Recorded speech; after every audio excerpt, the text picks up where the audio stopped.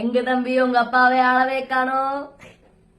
நான் அப்பவே சொன்னேன் அவர் அளவாதான் பேசுவாரு, பேசினா அடுத்தனமா இருக்கும்னு. கேட்க வேண்டியதுதானே. லூசுங்களா, அவரு பேசாம இருக்கிறதா உங்களுக்கு நல்லது. அவரு பேச ஆரம்பிச்சாருன்னா நீங்களும் இருக்கிற இடமே தெரியாம போயிடும். அவரு பேசினா தானே அவரோட தலைவர் இப்ப வீட்டுல உட்காந்து அழுதுட்டு இருக்காரு.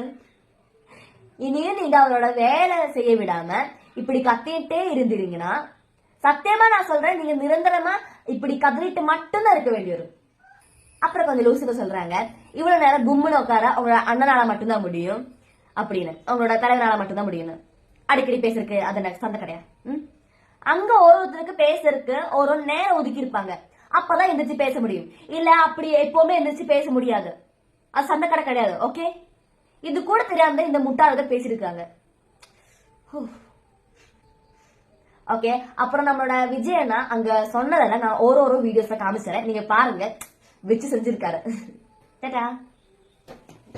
ஹலோ மக்கள்களே, தேனி மாவட்டம் சின்னமனூரில் இருக்கும் உங்கள் ரியோ ஹம்சா மக்கள்களே பார்த்தீங்கன்னா நிறைய பேர் பேசுகிறாங்க அப்பாவை காணா என்று. ஆனால் அப்பா சட்டமன்றத்திற்குள் அல்ல, மக்கள் ஒரு மக்கள் மனதிலும் இடம் பிடித்து மக்கள் மனதில் குளிர்கார் அப்பா. அந்த அப்பாவை பிடிச்சிக்கிட்டு சட்டமன்றத்தில் தேர்ந்தால் இருக்க மாட்டார். மக்கள் மனதில் போய் தேடுங்க, அப்பா மக்கள் மனதில் ஆழமாக பதிஞ்சிருப்பார். அதுபோல் டாக்டர் முத்தமிழறிஞர் கலைஞர் அவர்களுடைய கலைஞர் டிவி இன்னும் ஒரு தமிழ்நாடு மக்கள் வீட்டிலையும் ஓடிக்கொண்டே இருக்கு. கலைஞர் அங்கே வாழ்ந்து கொண்டே இருக்கிறார்.